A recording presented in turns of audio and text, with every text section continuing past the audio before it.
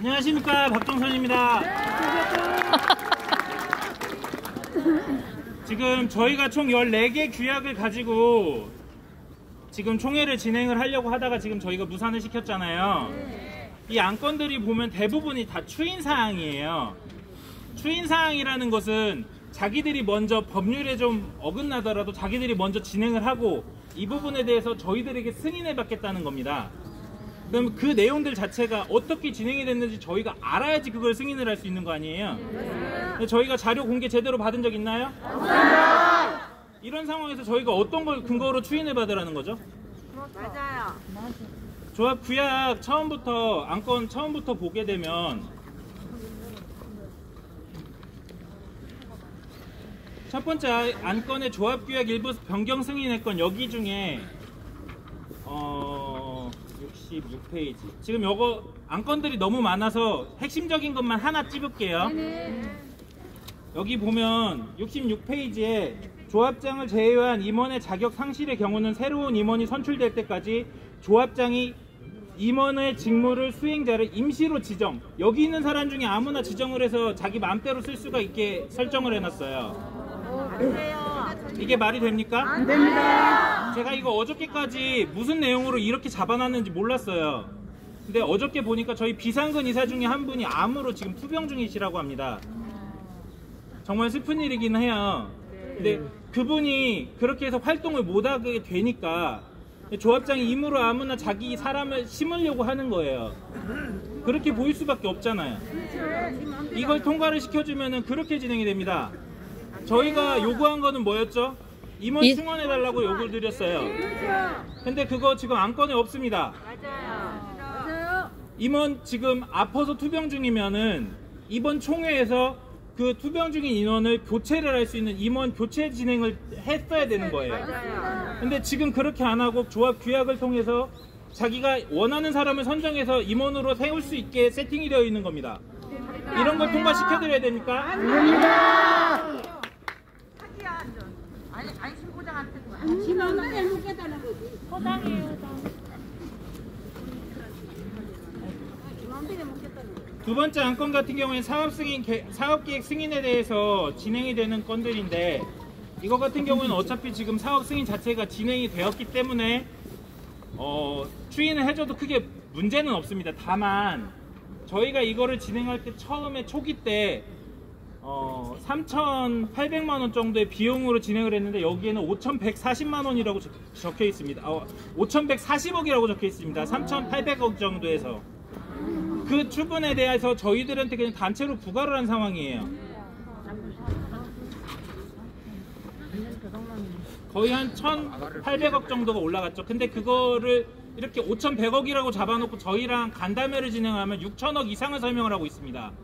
그럼 추가 추분이 충분히 나올 수 있겠죠? 네. 근데 그것보다 아까 박찬영님께서 계산을 해줬던 걸 보면 7,000억 이상도 나올 수 있다고 이야기를 해요. 조합 규약 그대로 진행을 하게 되면. 자, 사무안건으로 넘어가면 기존 수행 용역 업무 추인의 건으로 해서 여기에 용역 업무들이 쭉 적혀 있습니다. 여기에 보면은 찬행 같은 경우 업무대행사 찬행 아시죠? 네. 처음 시작 1,100억, 세대당 1,100만 원으로 시작했습니다. 네. 이게 지금 2,000만 원 한도로 잡혀가지고 지금 1,800만 원씩 받고 있습니다. 이건 모집 수수료가 아니라 업무 대행 수수료고, 모집 수수료는 별도로 잡혀 있습니다. 모집 수수료는 770만 원부터 시작했어요. 근데 제가 2020년 6월에 계약을 했는데 제가 1,300만 원으로 계약을 했고요. 예, 제가 1,300만 원을 해요. 지금은 또 1,800만 원까지 진행이 되고 있습니다. 772, 1,800까지 올라가는데 근거 자료가 없습니다. 이사록 하나 있어요. 이사록 하나가 승인을 한다예요. 그 내용에 대해서는 전혀 없습니다. 이런 걸 어떻게 저희가 판단을 하고 승인을 해주겠습니까? 추인사항을 하면 안 되는 것들이죠. 네. 사후안건부터는 도급계약 부분에서 아까 설명을 해주셨기 때문에 그냥 넘어가겠습니다.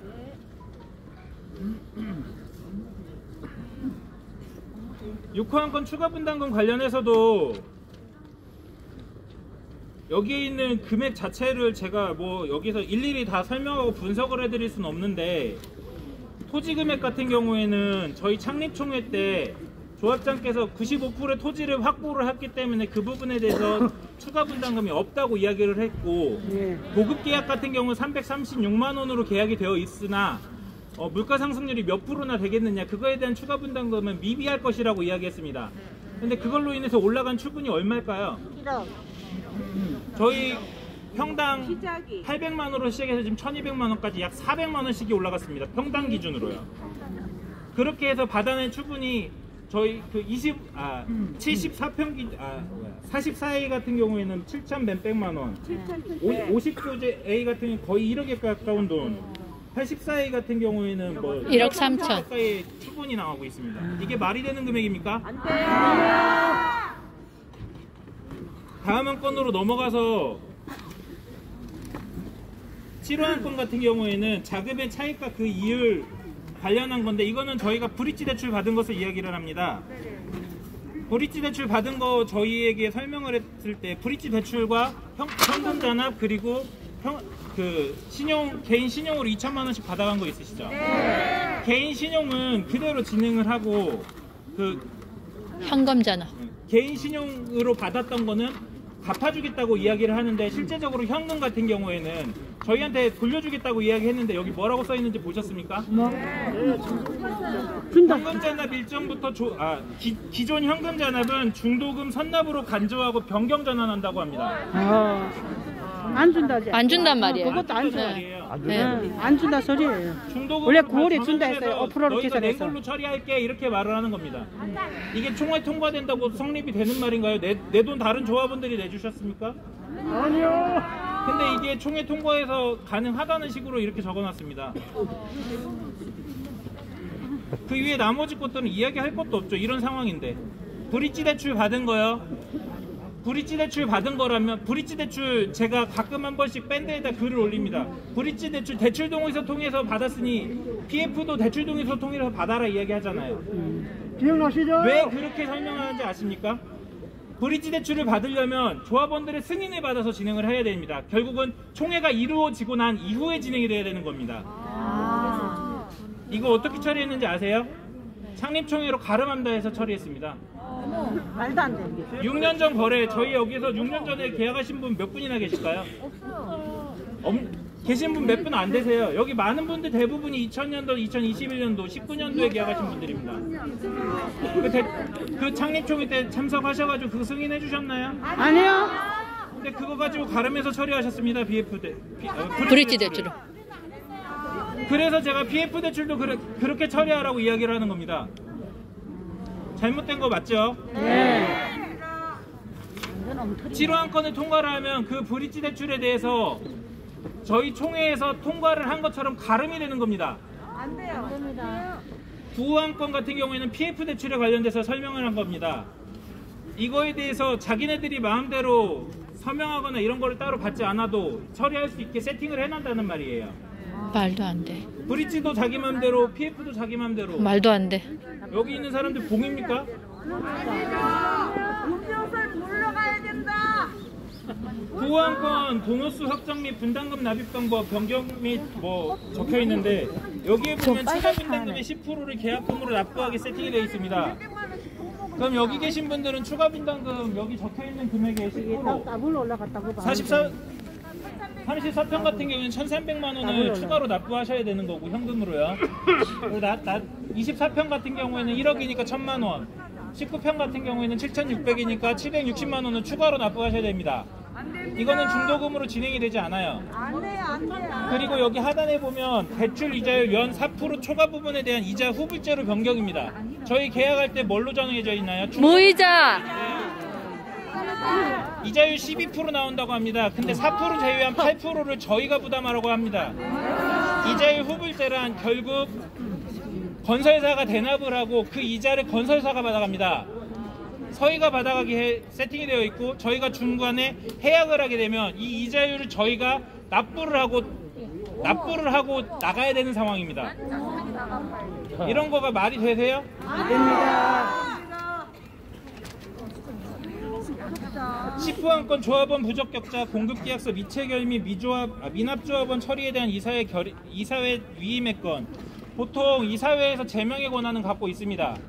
근데 이 부분에 대해서 강제를 하고 있어요. 여러분들이 이 계약서를 작성을 하지 않으면 여러분을 제명 처리할 수 있는 약정입니다. 이게 말도 안 돼. 불응할 수 있는 부분인데도 불구하고 이 약정 때문에 여러분들은 강제로 제명이 처리되고 여러분들의 계약권들은 다 일반 분양으로 전환이 됩니다. 돈은 언제 받아가는지 아세요? 일반 분양이 끝나고 난 다음에 돈을 받아가게 세팅이 되어 있습니다. 그때까지 기다릴 수 받아갈 게 있으세요? 여기 없어요. 언제 완공될지 모르는데. 받아갈 게 없어요. 그것도 힘들어요. 예. 네, 맞아요. 작정을 해야 돼요, 작정. 완전 도둑놈들이네. 11호 한 건에 보면 착공 및 일반 분양 조합주택에 대한 분양보증 신청에 따른 약정 체결 등 승인 관련 업무 유의의 건이라고 써 있는데요. 이 부분에 대해서는 일반 분양을 지적을 하고 있는 겁니다. 일반 분양은 조합원 평균 분담금, 저희가 지금 1,200만 원 기준으로 보통 세팅이 되어 있다고 가정을 하면 이거의 130%를 받을 수도 있지만 분양이 안 될 경우 70%, 즉 30%를 할인 분양하겠다고 하는 겁니다. 그러면 여러분이 지금 들어가는 것보다 일반 분양이 더 저렴해집니다. 네. 그걸 인정해 주시겠습니까? 12호 한 건 근린생활시설의 매각 등 처리에 관한 유의의 건. 조합에 들어오는 상가나 헬스장이나 그런 거에 대한 시설들에 대한 비용을 어떻게 처리하느냐에 써 있습니다. 150%, 그러니까 평당 1,900만 원 정도의 금액으로 진행이 되는데 이거에 대해서 150%를 받을 수 있지만 50%로 처리될 수도 있게 세팅이 되어 있습니다. 50% 할인. 50%로 할인이 되게 되면 이거에 대한 비용에 대해서 손해는 저희가 추분으로 다시 다 감당해야 됩니다. 건설비가 진행이 돼서 작업이 어느 정도 진행이 돼서 건설이 다 완료가 된 시점에서 사업비가 부족하게 되면 서희건설이 어떻게 진행하는지 아십니까? 여러분들 입주 못하게 유치권을 설정합니다. 유치권을 설정을 하면 저희가 추가 분담금을 납부하기 전까지는 완공이 다 완료가 됐음에도 불구하고 저희가 입주를 하지 못합니다. 그게 입주 승인 후 2개월이 지난 시점에서 그게 발생할 수 있는 일입니다. 여러분은 돈을 내고 자기들이 원하는 집에 추가적으로 돈을 내지 못하면 들어가지 못하는 상황이 생깁니다. 말도 안 됩니다. 13호 한 건에 보면 조합원 지위 양도 시점 조정의 건이라고 써 있습니다. 이 부분은 여러분의 전매 제한을 막는 역할을 합니다. 여러분은 정말 힘들 때 그냥 이 땅 팔고 나가고 싶어 하시는 분들도 계실 거예요. 착공이 진행이 되면 전매를 진행할 수 있습니다. 근데 일반 분양이 진행이 된 이후에 전매를 할 수 있게 세팅이 되어 있습니다. 이 전매 기간 놓치면 여러분은 강제로 2년 살고 그 다음에 팔으셔야 돼요. 그걸 승인해 주시겠습니까? 아니요. 마지막 안건은 여러분들이 제일 잘 알고 있는 안심보장증서입니다. 안심보장증서가 법적으로 법률 자문을 받아서 문제가 없다는 식으로 말씀을 하고 계시는데 지금 대법원 판례를 통해서 지금 현재 여기에서 탈퇴하신 조합원들이 소송을 걸어서 승리를 하고 있는 이유가 이 안심보장증서 때문입니다. 안심보장증서를 통해서 어떻게 진행을 하냐면 이게 총회 안건을 통과하지 못했기 때문에 이 부분에 대해서 일부 무효를 승소를 받아서 계약을 무효 처리해서 나가고 있습니다. 근데 이거 승인해주면 여러분 어떻게 되실 것 같습니까? 나가고 싶어도 못 나가세요. 그걸 원하시는 겁니까? 아니요. 이런 안건들 저희가 통과해드려야 되니까? 아니요. 저희들이 원하는 안건 상정해서 저희들이 원하는 방식으로 총회를 진행하는 게 맞지 않습니까? 감사합니다.